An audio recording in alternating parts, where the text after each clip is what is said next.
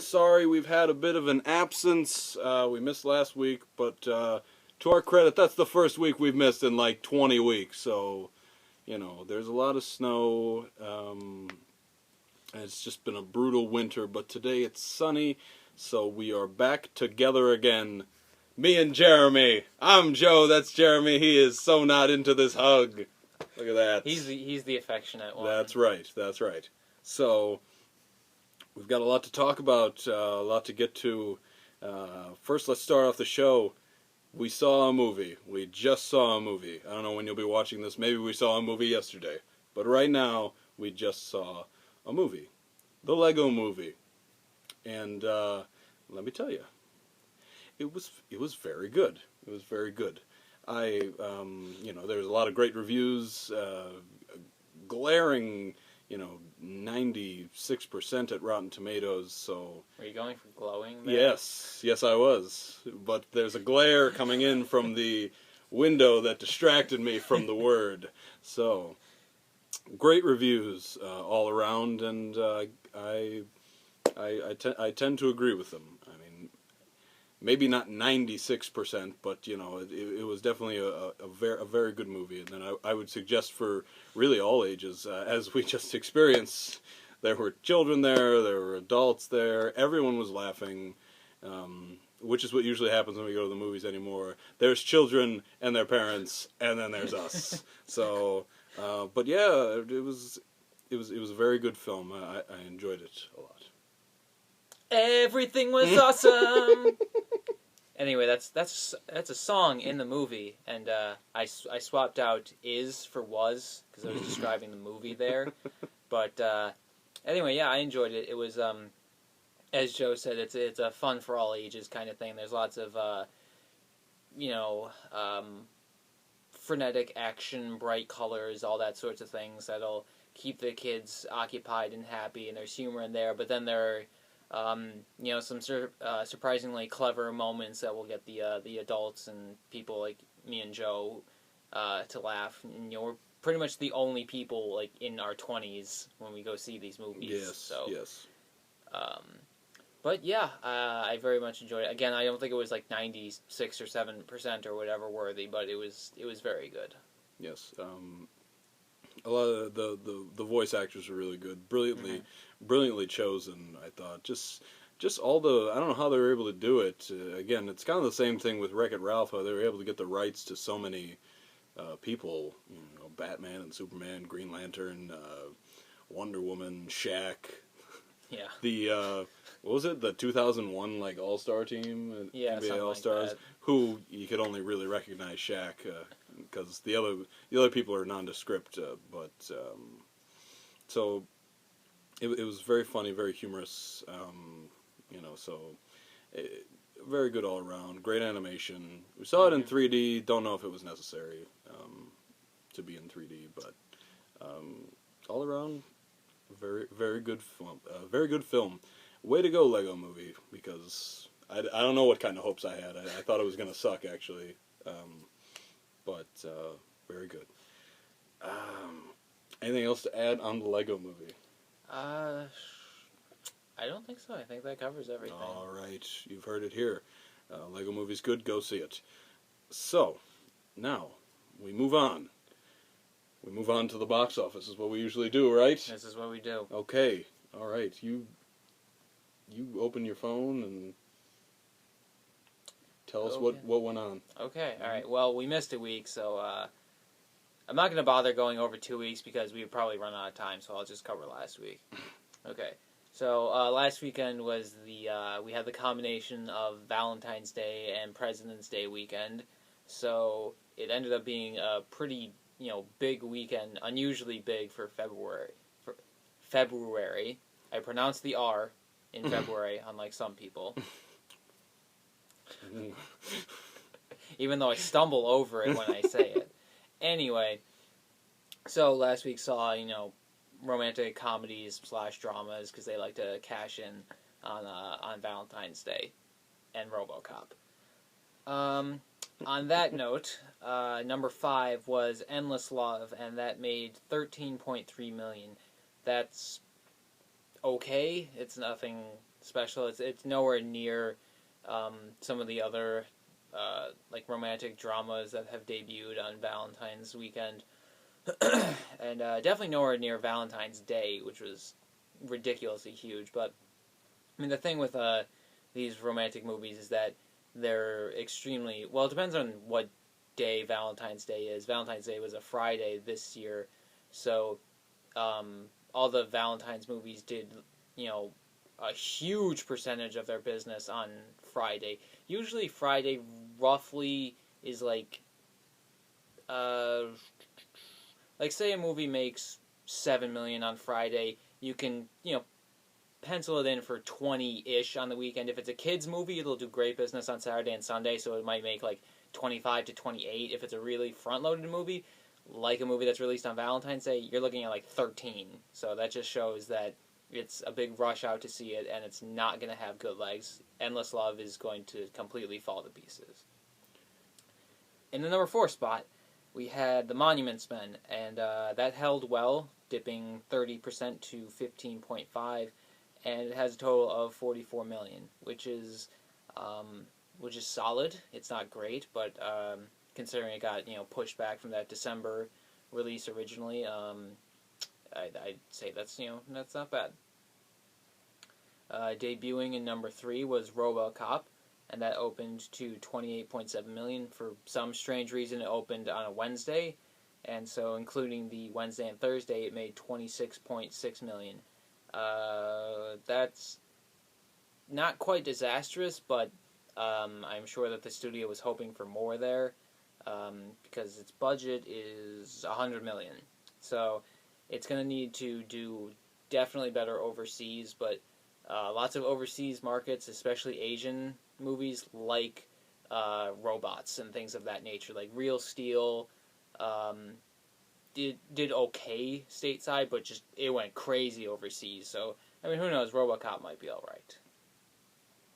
And then debuting to a strong total in the runner-up spot was About Last Night. That made 25.7 million, and Kevin Hart is unstoppable. He can pretty much just open any kind of project to big numbers right now. If it's a comedy, romantic comedy, stand-up film, whatever, he should be in an animated movie. It would probably open at like 50 million. True. Okay, speaking of animated movies, our number 1 movie was The Lego Movie, and this held on for its second weekend on top. It dropped just 28% to a shade under 50 million, and that brought its total to 130 million through 2 weekends. The word of mouth for The Lego Movie seems quite good, and it held very well last weekend. Should continue to play well throughout all of February because it doesn't really have much competition. And I mean, the way it's looking, it has a shot at 300 million in total, I would say, which is extremely good. And there you have your box office.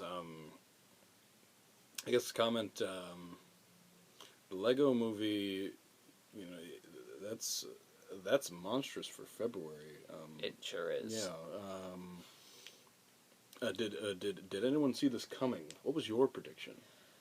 I think I said about a 50 million opening for the first weekend, which is what made it second. But I think as it drew nearer and nearer, people started to realize that it could be something special, especially once the reviews started coming in. But I mean, best case scenario predictions were like 200 million total. Nobody thought it was going to be this successful. Right. And what's the production budget on that? I don't know. Let me check on that. Sometimes they don't. Sometimes they don't publish them. Publish or it. whatever. Yeah. I got you. 60 million. 60 million. So, wow. Yeah. So that's profiting. Bank. That is definitely profiting. So good for the Lego Movie, and deservedly so. Okay, with those things out of the way, did you want to talk about the Fantastic Four? Yeah, sure, we can throw that in. All right. Okay, well, movie news. Watch the trailer for Guardians of the Galaxy. Oh, yeah, that. Just want to throw that in there, too. Did you watch that yet? Yeah. Okay. Well, that came out, and I thought what the trailer did was what it needed to do, and that was basically familiarize the public with the characters who are. They're certainly not the Avengers. They're not anywhere near as popular or well known. I like Chris Pratt, and it's good to see him getting some big projects now, so that's good. It's got a good cast. It looks like it's not taking itself too seriously. Could have a nice blend of comedy and action. It should do a good job of expanding the Marvel universe and all that. So I think it could end up being decent. Yeah, familiarizing with the characters is a great point, because hearing about the movie and saying there's a talking raccoon and tree, it doesn't make you really want to see the movie. But when getting into the the raccoon is Rocket. He does not like to be called a raccoon. He's not actually a raccoon. He's like an alien or something, and he's in the shape of a raccoon. So, but that looks interesting. But I think the production budget's pretty massive on that. I heard it's like $200 million, Yeah, or I something believe like it. that, and that's asking a lot. I'm interested. I will definitely see it, and like you said, I mean, the people involved are great. Chris Pratt's great. He just proved it in the Lego Movie. Granted, that was a voiceover, but yeah, I think of late he's been pretty decently big. Yeah. Even in roles, Zero Dark 30, he was very good in a limited role. In all his roles, I really like him. So I'm excited to see him kind of in the leading role. You have Vin Diesel and Bradley Cooper, and all Zoe Saldana, of course. Why wouldn't she be in this film? But Playing a green alien this time instead of a blue one. Yes, exactly. So it does look good. I'm interested, but I think putting a $200 million budget into it is a little much. I don't know. I wouldn't expect it to make as much as maybe they think it will. Yeah. Yeah. So. I think it does stand a chance of being like the first just unsuccessful Marvel Cinematic Universe movie. Yeah. I mean, you look at Thor: The Dark World, and that barely got over 200 million. Exactly. So Guardians of the Galaxy, honestly, probably best case scenario is looking at like 150 million Right. domestically, I would say. Exactly. So, but we'll see what happens. Other news that Yeah. I don't know about. Okay. You get into it. All right. Well, they're rebooting the Fantastic Four because what studio has them? I think is it Universal? I think it's Universal. Well, whoever it is, it's not Fox, because Fox has X-Men. Anyway, or maybe it is Fox. I don't know. But whatever studio it is, it's definitely not Marvel. Mm-hmm. And that studio wants to hold on to the rights to the characters and not let them go back over to Marvel, so they have to reboot it. It was the same deal with The Amazing Spider-Man. They didn't want to lose the rights to him, so they had to rush that out. So, since Fantastic Four: Rise of the Silver Surfer sucked, they're just starting over, rebooting the franchise, and we got some casting news that the Fantastic Four themselves have been cast, and there's some interesting choices in there. So let's start with the Invisible Girl / woman / Susan Storm, who will be played by Kate Mara. Older sister of Rooney Mara, who may be better known as the girl with the dragon tattoo. I haven't really seen her in much, so I can't. I don't know who it is. So I'm just pretending. Okay. Let me see. What she was in Jumper. I mean, and by Jumper I mean Shooter. Oh yeah. Okay, that's actually who I thought it was. Yeah, but I wasn't sure. Yes. She. Okay. Okay. Gotcha. So, Interesting. yeah. Right. She's a good-looking woman. I think she could. She could probably pull that off. She could do it. Yeah. Okay, and the Human Torch will be played by Michael B. Jordan, who was the black guy in Chronicle, and also garnered a lot of praise for his role in Fruitvale Station, which I haven't seen, but have heard great things about. It's one of those movies that was released in like 2 theaters, so actually I think it came around here. I just didn't see it. But what's weird is that Susan Storm and Johnny Storm are brother and sister, so I'm curious how Sue's gonna be That's true. white and he's gonna be black. I mean, they could probably make them step siblings or something, or just maybe completely reimagine the whole thing. I don't know how that's gonna work, but that's interesting. I like Michael B. Jordan. He was, he proved he could do the whole, cocky guy with superpowers thing in Chronicle. Mm-hmm. So, That's true. yeah, I think he could pull that off. Oh yeah. Let's see, who else was there? I'm going to try to go on memory for this. Okay, Jamie Bell was cast as, I think he's Mr. Fantastic.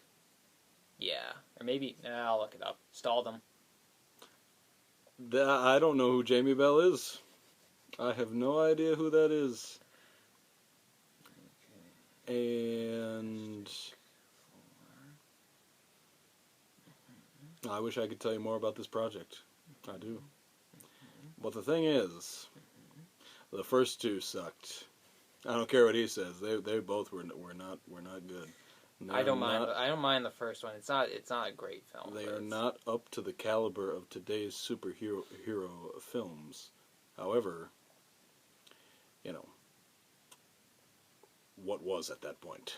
Okay, so I misspoke. Jamie Bell is playing Ben Grimm, otherwise known as the Thing, and now Jamie Bell was in Jumper. Yes, he was as well. Yeah, mm-hmm. that's But he's a little guy. How's he gonna? I don't know. Yeah, he's definitely gonna have to bulk himself up there. Yeah. And finally, we have Miles Teller as Reed Richards. Miles Teller was in That Awkward Moment.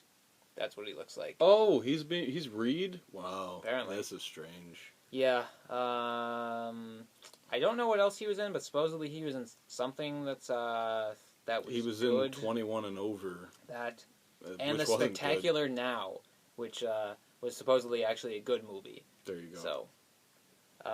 So mostly a bunch of not very well known, possibly up and comers cast. So clearly the studio not afraid to take some risks on those casting decisions. So we'll see how that plays out. We'll see how that goes. Now we have 2.5 minutes left. Okay. So we've got movies coming out this weekend. They're all terrible. We'll start with. We're done. That's it. All right. Have a good weekend. Let's start with In Secret. What is that? I've never heard of that. There's a movie called In Secret. It came out. Is the highest rated film actually this week. So who cares? We've got 3 Days to Kill with Kevin Costner. The first Kevin Costner movie of this. Is it the first one? I don't know, but he's in every single movie that's coming out this year. And they all look terrible. So it has a 25% here at Rotten Tomatoes. Haley Steinfeld is back because, she was really good in True Grit, because this is the movie she needs next, I guess. So yeah, thoughts? I think it's going to be awful and worthless. I think Amber Heard is beautiful. Yeah, she's... Just, her face is just, it's perfect. That's true, it's that's perfect. true. But why does she always look weird in, all these movies? I don't care. Alright. She is. It's true. Okay. And finally we have Pompeii, which I finally found out what it's about. It's not about a man. It's about the city. Jeez. Did I feel like an idiot once I found out about that? City, volcano. There's a person blows called up. Pompeii? Yeah, Pompey. He's the guy that fought Caesar. Caesar defeated. Oh. It's actually Pompey. Oh, Really? I never knew that. That's why I was confused, because anyway, we have a minute left. Okay. This movie looks terrible as well. Apparently it has Carrie-Anne Moss. Interesting. We have a Carrie-Anne Moss sighting, everyone. Oh, look at that. Also has Kiefer Sutherland. He's in it for 1 second, and he looks evil, and I love Kiefer Sutherland, though, so that's a plus with this. Kit Harington is in it. He plays Jon Snow in Game of Thrones, and we'll do a fangirl submission from our one of 2 fans that we have, Lauren, who says, go see Pompeii because Jon Snow is really hot. There you have it. Thank you, Lauren. Thank you, Lauren. Any more submissions? I already have your March submission, don't worry, but that's going to be a teaser. That's why people are going to come back. We're going to get yeah. Yeah, exactly. So that one's coming. We have 20 seconds left. So anyone else who wants to submit stuff, Sean, if you want us to talk about anything, please let us know. Shoot us a text. We'll talk about it. Anything else? We have 7 seconds. I'm sorry. I hope you're glad that we're back. Have a good weekend.